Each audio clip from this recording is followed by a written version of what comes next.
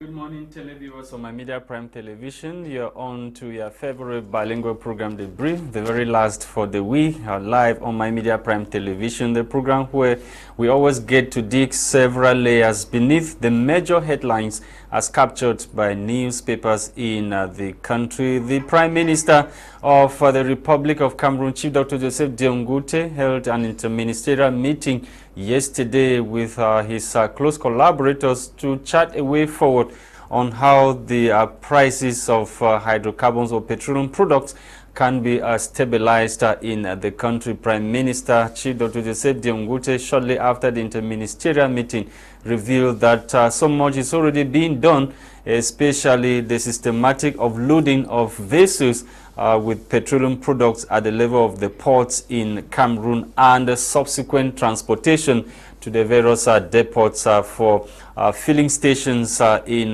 the country. We shall tell you more in this edition of the program, not leaving out what is happening in Yaoundé, talking about statistics about persons living with HIV and AIDS in the nation's political capital, Yaoundé. The UN has revealed that over 850,000 Cameroonians are living with HIV in the nation's political capital, Yaoundé. Gwladys Bomotonguina is here. Let's have the headlines in the French language newspapers. Bonjour Gwladys. Bonjour Lasha, bonjour à vous fidèles téléspectateurs de My Media Prime Télévision. Plaisir de vous retrouver aussi nombreux pour cette dernière édition de la semaine de Debrief. Alors ce matin, nous débutons avec le journal Essingan. Le journal Essingan nous parle, lui, en grand titre, du scandale qui a eu lieu avec le complexe sportif d'Olembe. En effet, à l'origine de ce scandale, le journal nous révèle qu'il y aurait une querelle de 42 milliards de francs CFA entre le constructeur Magil et le ministre des Sports et de l'Éducation physique, Narcisse Moelle-Kombi. Les détails sont donc en page 3 du journal Essingan ce matin. À sa page 7, le journal nous parle de pénurie de carburant au Cameroun. En effet, le spectre du chômage technique. C'est du moins ce que nous révèle le journal Essingan ce matin. À sa page 5 et 7, le journal nous parle du diocèse de Konsamba. Monseigneur Dieudonné Espoir à Tangana Gare, donc le train de la grâce. Nous poursuivons, mesdames, messieurs, ce matin avec le journal L'Œil du Sahel. L'Œil du Sahel qui nous parle, lui, en grand titre de l'université de Garoua. Les tout premiers responsables ont donc été installés dans cette université d'État. Les détails sont donc en page 2 et 3 de L'Œil du Sahel ce matin. À sa page 6, le journal nous parle de la route Bogo-Pousse, Nganou-Djoumessi qui annule donc le marché. À sa page 4, le journal nous parle de l'extrême nord Cameroun, 1523 décès liés donc au paludisme en 2020 dans cette partie du pays. En page 7, le journal nous parle de rémunération. Les femmes de la santé gagnent donc 24% moins que les hommes. Nous continuons, mesdames, messieurs, ce matin avec le journal Mutation Quotidien. Mutation Quotidien nous parle, lui, en grand titre du championnat scolaire panafricain. Ce sera donc au Cameroun. Notre pays actuel accueille donc cette compétition organisée par la CAF en mars 2023. Le coup d'envoi du championnat national de qualification débutera donc ce jour. Les détails sont en page 15 de Mutation Quotidien ce matin. Nous continuons, mesdames, messieurs, avec le journal Économie Quotidien. L'Économie Quotidien lui parle en grand titre de la pénurie du carburant. Les secteurs à approvisionner en urgence. En effet, dans un contexte où la rareté du gasoil et du super persiste, le gouvernement doit donc, selon certains analystes, prendre des mesures fortes pour éviter la paralysie totale de l'activité économique. Les détails sont donc en page 2 de l'Économie Quotidien ce matin. À sa page 3, le journal nous parle d'électricité. Une commission de régulation en gestion a donc été lancée en Afrique centrale. À sa page 4, le journal L'Économie Quotidien nous parle de matières premières. Le Cameroun encore très dépendant des exportations. Nous poursuivons, mesdames, messieurs, avec le journal L'Indépendant. Le journal L'Indépendant qui nous parle de la collectivité territoriale décentralisée, le front de rebelles. Les détails sont donc en page 6 et 7 du journal L'Indépendant ce matin. Nous continuons, mesdames, messieurs, avec le journal L'Info à chaud. L'Info à chaud nous parle en grand titre de la tournée africaine du ministre russe des Affaires étrangères, le PDG d'Afrique Média, dans la délégation de Lavrov. L'éditation donc en page 2 de l'info à chaud ce matin. À sa page 6, le journal nous parle du refus de vente du carburant stocké. Le ministre du Commerce traque donc les commerçants véreux.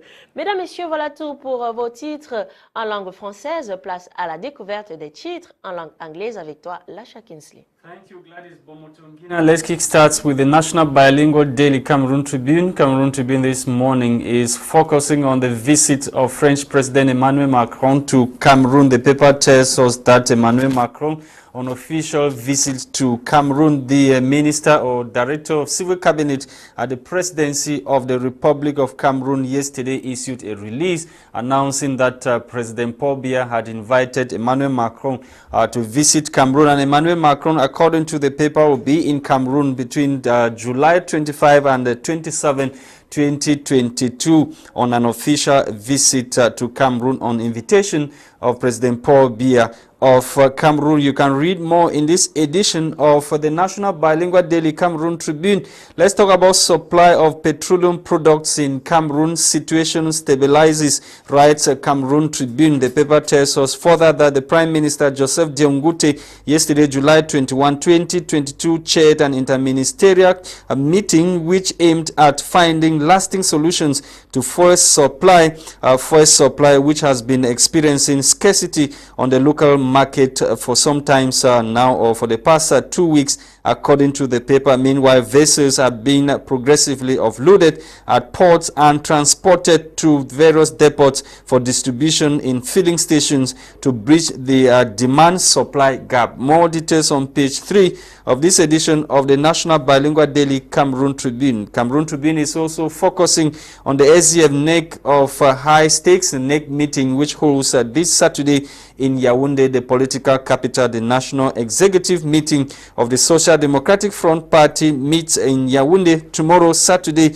under the chairmanship of Nijon Frundi, coming after the appointment of some shadow cabinet members, which did not go down well with others in Yaoundé. Meeting is expected, according to the paper, the determination or the determinant in changing the future of the party. You can read the focus of Cameroon Tribune talking about the meeting that will change so many things in the party, only in this edition of the set newspaper. We leave the National Bilingual Daily. We are with Municipal Updates newspaper, and this morning Municipal Update is focusing on the nightmare the population going through along the Bamenda stretch of route. The paper tells us that at a public meeting with the mayor of that locality, population whips begs government to rehabilitate Bamenda route. You can read more in this edition of Municipal Updates newspaper. Let's leave Municipal Updates newspaper. We are ending with the Loon English Daily, the Guardian Post newspaper. The Guardian Post this morning is telling us that over 85,000 persons in Yaoundé living with HIV/AIDS. The paper tells us further that officials of the Joint United Nations Program on HIV/AIDS have reviewed or released statistics painting troubling situation of persons living with HIV/AIDS epidemic in the nation's capital, Yaoundé. The statistics on the site of the epidemic in the 7 subdivisions that make up Fundi division of the Center region were made public July 20, 2022. According to the statistics, close to 85,000 persons from the estimated 3 million inhabitants of Yaoundé are living with the human immune deficiency virus, HIV. It was during the closing ceremony of the Fast Track Cities project that the statistics were made public. We stay with the Post or the Guardian Post newspaper to talk about government that has threatened legal action against the owners of the clandestine health facilities. Owners of clandestine health facilities have been threatened by government. The Minister of Public Health of the country, Dr. Manouda Malashi, issued the threat recently, talking about sanctions to the health facilities operating or clandestinely in the country. The health minister sounded the note of warning in a press release issued Wednesday, according to the Guardian Post newspaper. The minister said the phenomenon of health centers and other clandestine health facilities in some towns and the cities in the country has been on the rise, as observed by the competent technical unit of his ministerial department. Let's talk about this other issue in Yaoundé that has to do with two persons who have been arrested for allegedly extorting 125 million francs CFA from Tradi practitioner.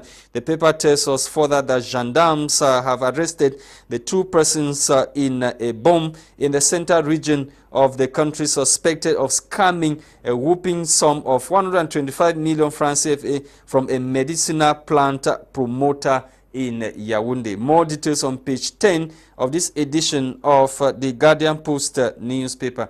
Thank you for watching televiewers on My Media Prime. We are back as usual to continue with our discussions. We are welcoming Amadou Tante, who is a human rights defender. He's just back from the Northwest region on a mission, finding mission. Amadou Tante, good morning and welcome. Yeah, good morning, Mr. Lasha Kinsley. Good morning to the telespectators of My Media Prime Television. It's always a pleasure for me to be in your studio, and I'm back again once more. Okay, so how is the situation of the human rights of, or the rights of local people in the Northwest? You are just back from the Northwest region. You were on a field mission. Actually, based on my findings on the field, well, let me just say for the meantime, things seem to have calmed down for recent time, but there are a lot of characteristics of some of the things that have make things very visible that nothing seems to be well. When you look particularly in the city of Bamenda, just in the city of Bamenda, if you look at the, let me say quite a very good example here, the number of the vehicles parading the town, you realize that in about 90% of the vehicles that are in Bamenda currently does not have the smart plate number. That's to tell you a very strong signal that something wrong. About 90% of the vehicles moving around do not have smart plate taxis, number. Even taxis, even personal private vehicle, even the private vehicle, even belonging to some of the administrative authorities, they don't have plate, for the smart plate number. Well, even the number plates obviously are those vehicles that are coming out of Bamenda. So the number plates, how they are using the foreign plates. I don't know how they are doing with their security or the security fighters on their own part. This one is just to tell us that it's a very strong signal to tell us that nothing is well at all. And toward the evening in Bamenda, you see, we might still life very normal in Bamenda, but toward the evening, you realize that each and everyone is running to his or her house. So we see we're in a snack bar around town. By 7 p.m., even the person who was selling the snack bar was already very angry, telling us that if he want to lock his shop and go in the bar, that he's not even safe in his bar, no, in the quarter, because if he at the end he's not attacked here and he goes back to the quarter late, he'll be attacked. Like he's doing somewhere around Mulan. So the area is very, very complicated. And in Bamenda, the situation is very tense. When you look at the way things are going in Bamenda, realize that the situation is very, very tense. When you go back to the periphery area where I've spent a lot, about almost 2 weeks there, you realize that in most of the villages, somehow when you look at the way things are, you think that things have come back to normal. Things have not, absolutely, when things have not come back to normal. But the issue there is that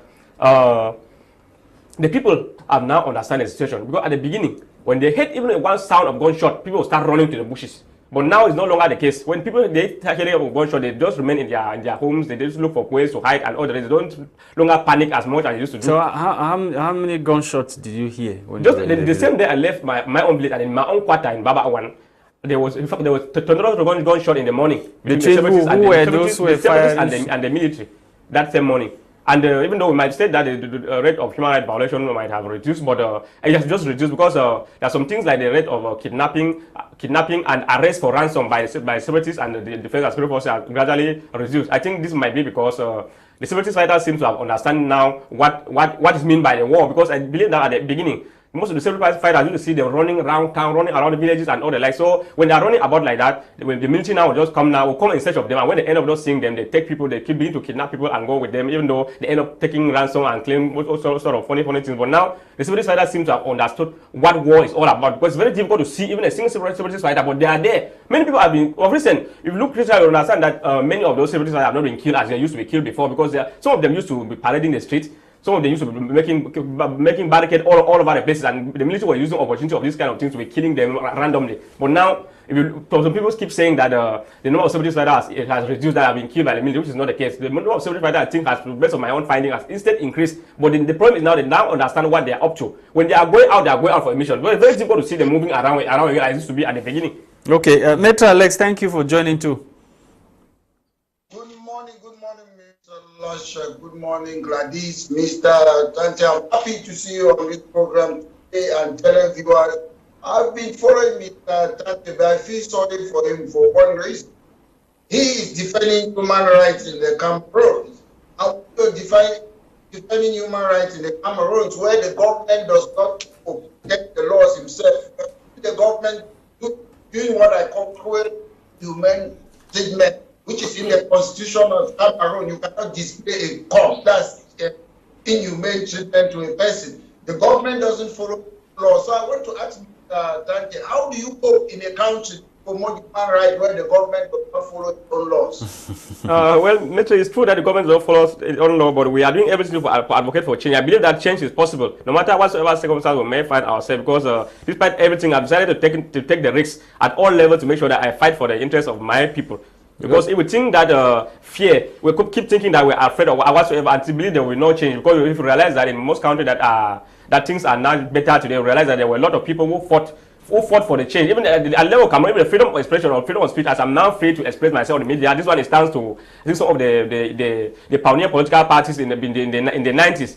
So we need to fight. Had it been they never fought for the freedom of expression or whatsoever, I think I wouldn't have been here today trying to talk. Metro Alex, let me take you again to the issue we discussed yesterday. Emmanuel Macron announced in Cameroon, it is official, the Minister Director of Civil Cabinet at the presidency yesterday issued a press release announcing that President Paul Biya had invited Emmanuel Macron for a visit to his country. Mr. Lasha, as a lawyer, I like to read the lines.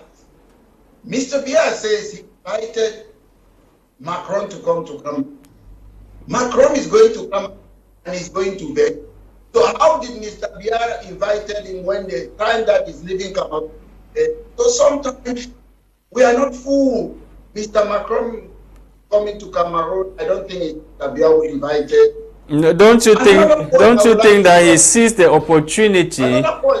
He seized the opportunity maybe to accept the invitation of the president of Benin when President Paul Biya invited him. So it could be a coincidence. Nobody invited, no former colonial president in Africa did not invite president. They come there by themselves.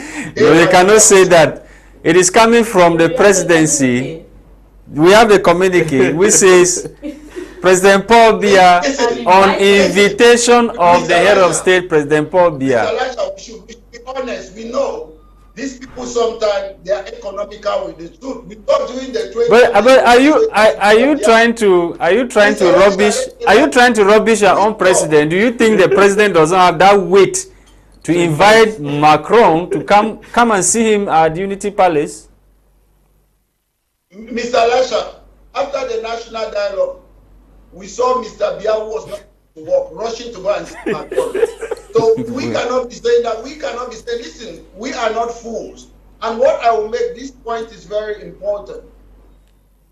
Macron is coming to Cameroon. Who is Macron? Who is France? He's the president of a sovereign country. These are the people who colonize us. And what is colonization? An action or a process of settling among and establishing and controlling the indigenous people of the area. These are the people who came and enslaved and control us. Then we are happy to receive them. Why are we happy to receive Macron in Cameroon? His country has been helping Cameroon. His country has been helping Cameroon even after Cameroon got independence. Say it again, please. His country has been helping Cameroon, so Cameroon has a long-standing relation with France. Listen, Mr. Lasha, did France consulted you before they created Rio dos Cameroon? They forced us into that country that we are today. So it is their country. They never asked the people of Bambalam, they never asked the people of Balinyonga, they never asked to ask the Bakwea or the Vola before they created that country. We were Africans. They just came, they created a slave plantation in Africa in 1520. After that, the Dutch, they took over the plantation in 1600. Then we see the people who have punished us, who have cheated us as second-class citizens, that's not good relationship. They are still imposing themselves on us, and that should stop. They should treat us as partners. They are still manufacturing our money. They are still setting our interest rate monetary policy. And our money is being backed by what? French francs no longer existing. So we should wake up. We love France. We want to be partners. We want to be friends. We don't want that master relationship anymore. So if President Paul Biya, if President Paul Biya is saying that he has invited Macron, it means that the interests of France might be threatened based on some conditions or tough conditions that President Paul Biya has given to the French government. That's why Macron is running to come and see him. You are a journalist. When did Mr. Biya say I've invited Macron? Mr. Biya haven't got a television to stand and speak and talk. Have you seen him saying that I've invited? So there's no television in A2D for Mr. Biya to say I've invited. Mr. Biden is sick. He has got, is it COVID? I saw him today this morning. He was saying that I will isolate myself. I will still be working while I have COVID. So why can Mr. Biya not come on television and tell us? Anybody can write something and sign by the Secretary General. We are facing crisis in that country. And when we have an impeachable president like Mr. Biya, either Mr. Biya doesn't care or something is wrong behind the scene. I don't know if Mr. Biya has been hijacked because these people, they keep him. When Macron will come, we will just see pictures on television, then he disappears. Is that how to run a country? Maître Gwladys. Alors maître, on va parler du complexe d'Olembe, le complexe sportif d'Olembe. Les travaux ont été abandonnés pour cause. Le journal Nsah nous révèle ce matin qu'il y a un problème de 42 milliards de francs CFA entre le constructeur McGill et le ministre des Sports et de l'Éducation publique, Nsah. I had Frank CFA and Minister of Sport, but I did not really get the crux of the question. Are you talking about Olembe Stadium? Yes, the construction of the stadium have not yet. Okay, fine. I see your question now. However, I've seen the issue about the construction. They're talking about 42 billion that they owe the contractors. Normally, the contract, and those contractors must sign with the government. To me, it's not a big issue if there's a breach of contract. This is where one party has to take the other party. But that's how it works to me. Because to me, you cannot just stop the contract. If you cannot exercise your contract, what you need to do to me, go to the court of law. To me, it's not a big deal. That's why we have courts, and that's why we need independent courts in our country.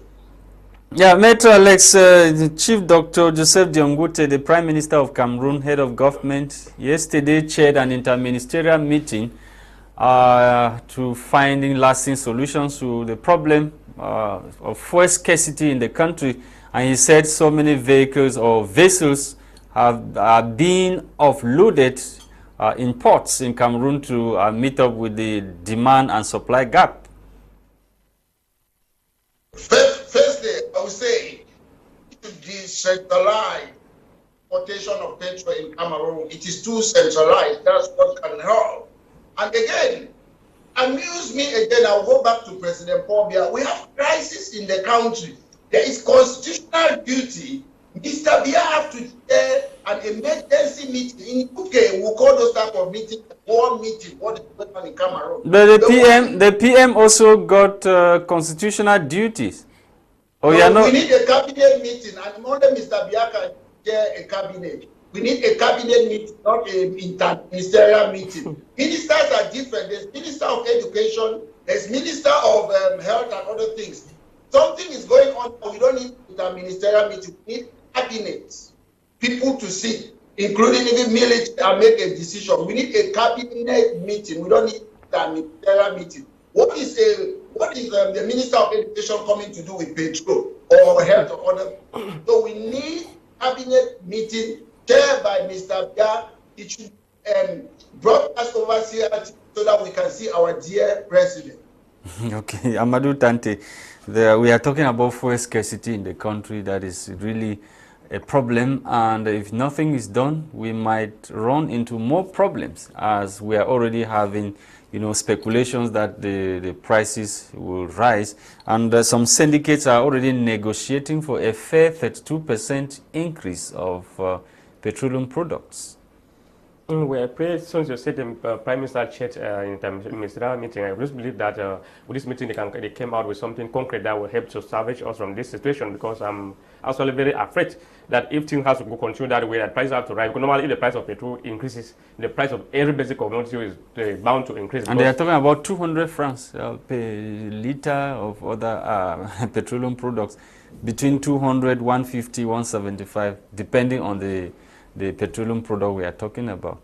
Well, sometimes we might look at the 200 francs with small, but the effects of the 200 francs and our daily lives is very far. It's not an easy one. So we pray that the government should take a serious measure or drastic measure to make sure that they will remedy this situation, because I'm actually very afraid that if things are not well handled, we risk going back to what happened to Nsah and I believe that at this time when Cameroon is really in a critical moment, if something has to repeat itself like what happened in 2008, but the effect might this time around be more disastrous than what happened in previous years. Beaucoup de personnes pensent, Amadou Tante, que cette crise du carburant peut conduire au chômage de la population. Yeah, absolutely. It's contributing a lot to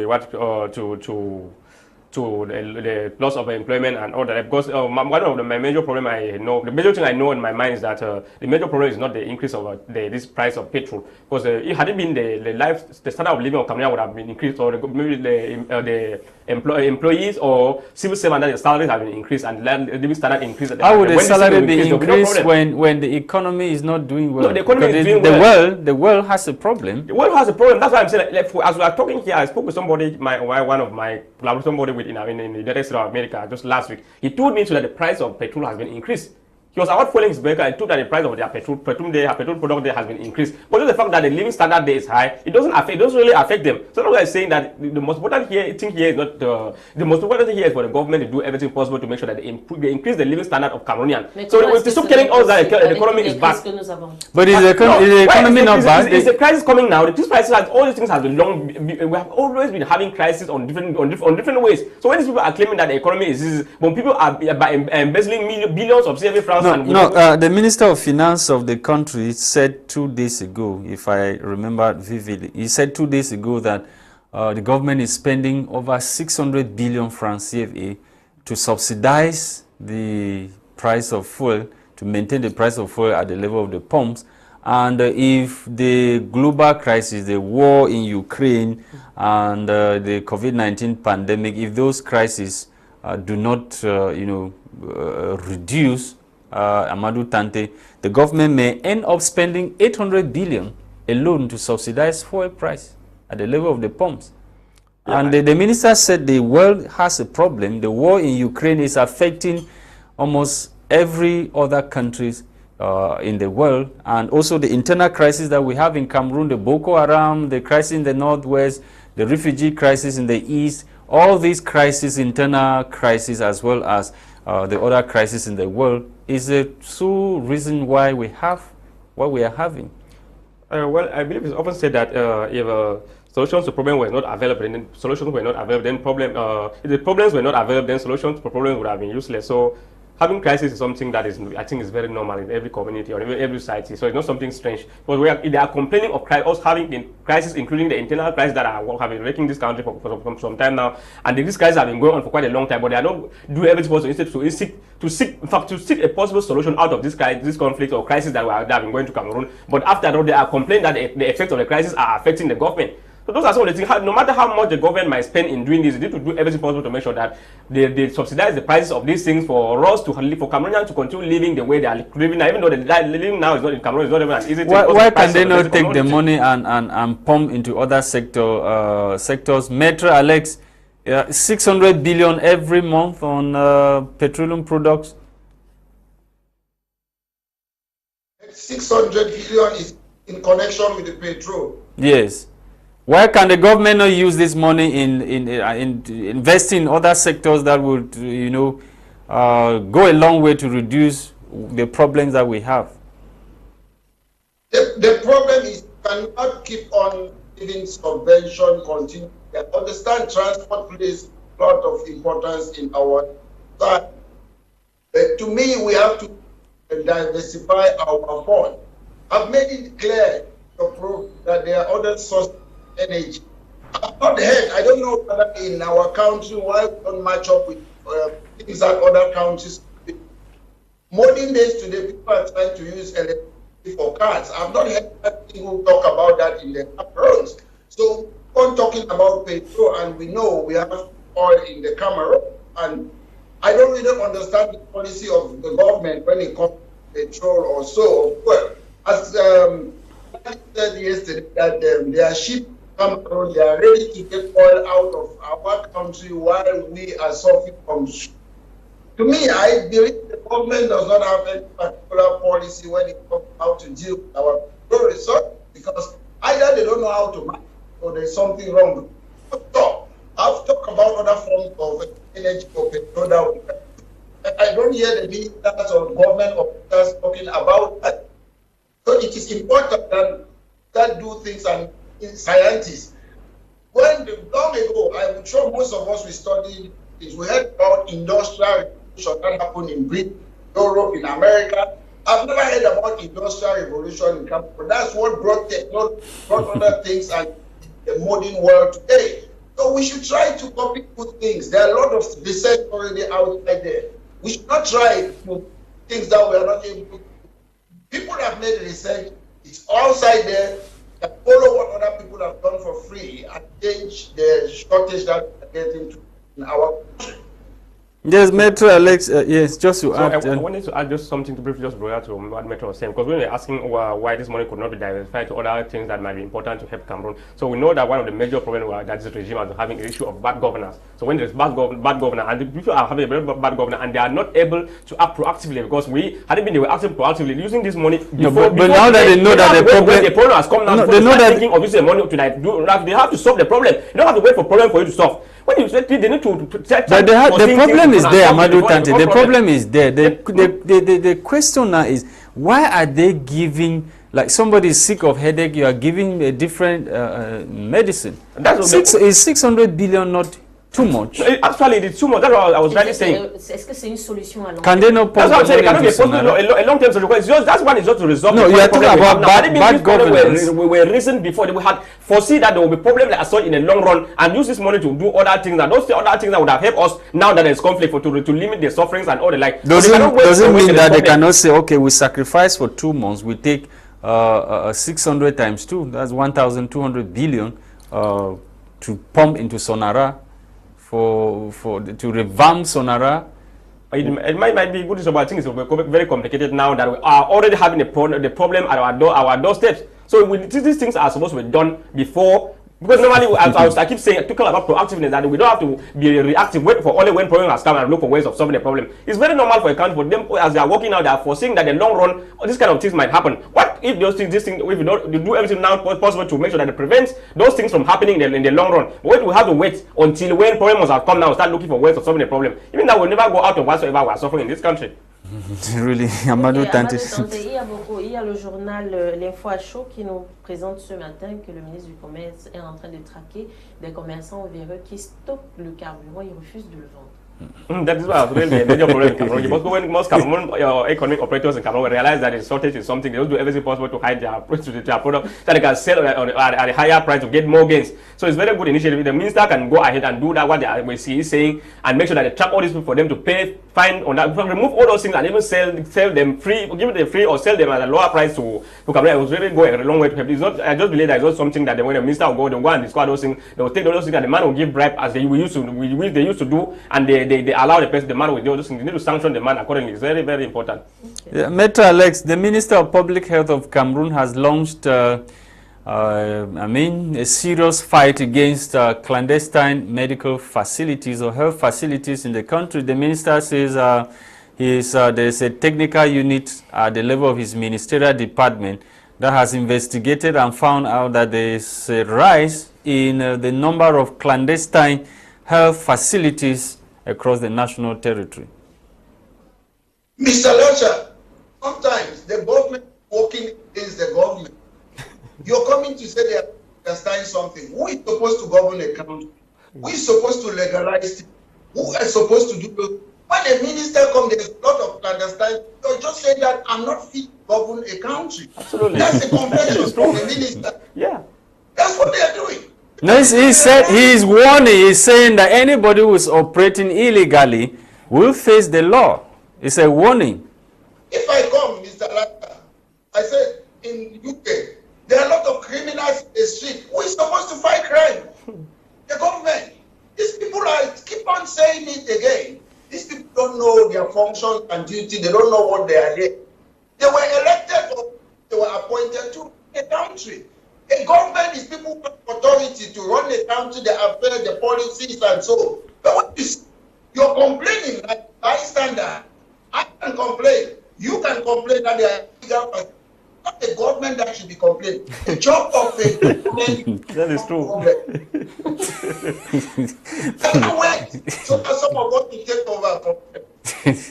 Amadou Tanti, you just listen to Metra Lay saying that the minister is not supposed to complain or sound this warning. Absolutely. You should just take, how do you expect the minister to work? Just take action without, first of all, warning those who are not complying with the rules and regulations. This issue of bad governance and other style, we keep starting from them because you look critically. When you come out with the list, look at the list and look at the same list, the list they published about 2 or 3 years ago, complain of the same thing. You realize the same clandestine hospitals that were found. So does it mean that the people go and give money bribe to stay in business so they will continue killing Cameroonians? That's what I'm tempted to say. But one of the greatest problems, as we keep saying, that the government need to do everything to make sure that we have a lot of hospitals even at every corner in the country, and qualified and with well-equipped equipments and even qualified personnel will be working there. Because some of these things are being created all over. Because when somebody realizes that within this big quarter, within this area, there's no major hospital, or the few hospitals that are there are either very expensive. They now decide now to create all these type of local things, and so the inhabitants will be forced to go and consult and do. Are you justifying crimes? Are you justifying crime? Because that's crime. Yeah, that's what I'm saying. Because the issue is that these people they are failing to act normally as they are supposed to do. But these other people have now taken advantages of the failure of the government to provide all some of these kind of things at the level of the local man, and they are forced now to go there, no matter the risks that they know that this man might not really be trained or might not have the real equipment that are necessary to solve the situation. But they go there, don't know all those things, and at the end, you might lose your life and all that. So some of these kind of things are the major problem, as the Metro was saying, is the government itself. That the people don't have to complain. What is also the rule or the responsibility of the citizen? You know that somebody is operating clandestinely or the person is not well trained. You still go for medical attention to such institutions? Is that question for me? Yes, Metro Alex. Say it again, please. I'm asking that what is the rule or what is the responsibility of the population? You know very well that this person is operating clandestinely. You still go there for medical attention. Mr. Lasha, the job of a government protect the cities, give them security. The population, they don't have a lot of room than to go about their daily life. It is up to the government. Government have a role. They should know that when you go to government, you know what I'm elected to do, or maybe to maintain law and order, to enforce law, to guarantee human rights and protection of a citizen, provision of employment and economic activity. That's your job. We always try to include the population. The population, their duty is just to pay tax and go about their normal daily activity. The rest is up to the government. So we keep on asking too much. I saw something, is it the government official was telling the population to be vigilant and report people. It's not their job. The population, they have no right to be part of a government. You don't pay them. You pay government, give them tax in order to exercise their function. If people are vulnerable, example, sometimes people sell this fake medication, and people who don't know, they don't have money, poor people, they might want to buy it. It's up to the government to protect them. When the government, the Cameroons was going about fighting against this fake petrol that used to come from Nigeria, why were they doing it? The people were happy to buy it, but the government was stopping because the government had an interest because they were not buying their own petrol. It's up to the government to stop any clandestine institution. It's not the job of the people. The people are family, brothers and sisters. They just go about their daily activity, and the government should govern. And if they are tired, some of us are ready to step in. Okay, Maitre, thank you for joining this morning. We've come to the end of the program today. Thank you very much. Welcome. Thank you. Amadou Tante, thank you too for coming. It was a pleasure.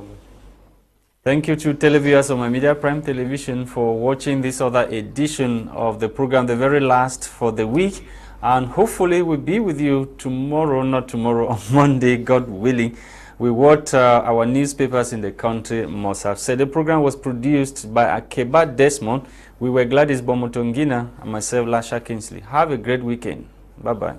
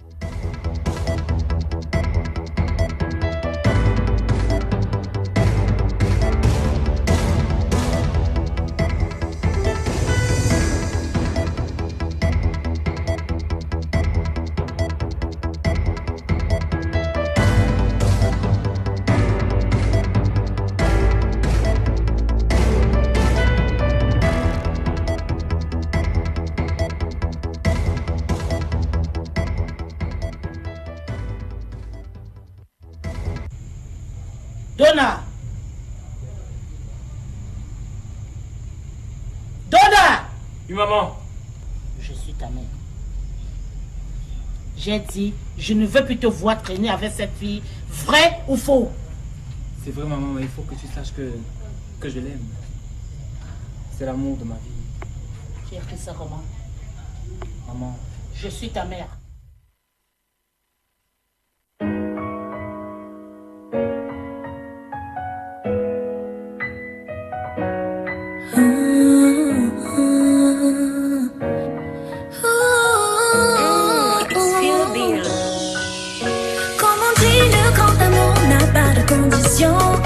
Now you are just a feeling, come let me love you.